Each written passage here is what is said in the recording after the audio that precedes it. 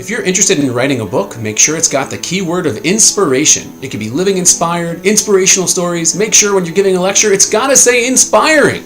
Because it's not inspiring, people aren't going to come. Nowadays, everything's inspiring.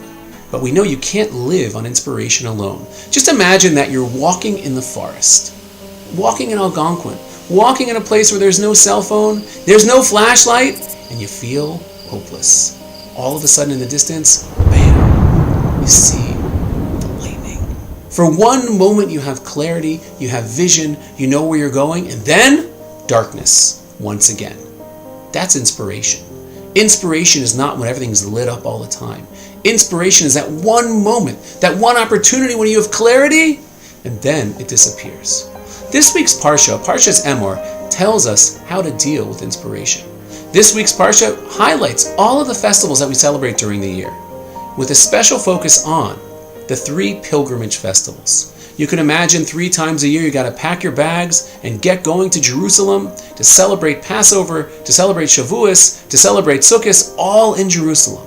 And there, as the Sfas Emes tells us, it's called Shalosh Pa'amim B'Shana. 3 times a year you go up is to be read not as Shalosh Pa'amim, but Shlosh Pa'amonim. It's like 3 bells. It's like 3 charges of electricity. How do you get through the doldrums of life? Because life is not always that exciting. In other words, you can't live on inspiration alone. The answer is, inspiration is an injection. It's like those 3 bells, those 3 lightning rods. You go there, you get totally inspired to push you from Passover to Shavuos. And then you go on Shavuos, and again it's electrifying to push you from Shavuos all the way to Sukkot. And then comes the biggest, most impassioned time, Simchas Torah. You get the biggest shock, and that's got to carry you for 5 to 6 months until you reach the next pilgrimage festival. That's how inspiration works. You can't live on inspiration alone, but you have to learn how to harness it. So when that inspiring lecture comes, when that inspiring talk comes, when that inspiring personality comes your way, what are you supposed to do? Do what's called a Kabbalah. Make yourself a Kabbalah.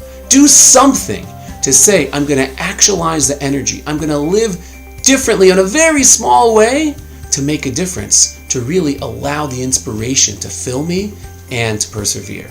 This Sunday is Lag BaOmer.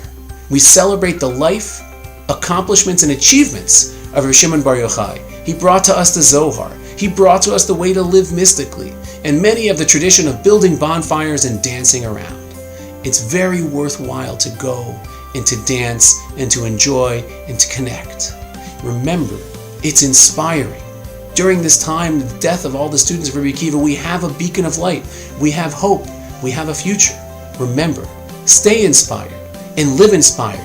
You can't live on the inspiration, but you have to take those inspiring moments and run with it.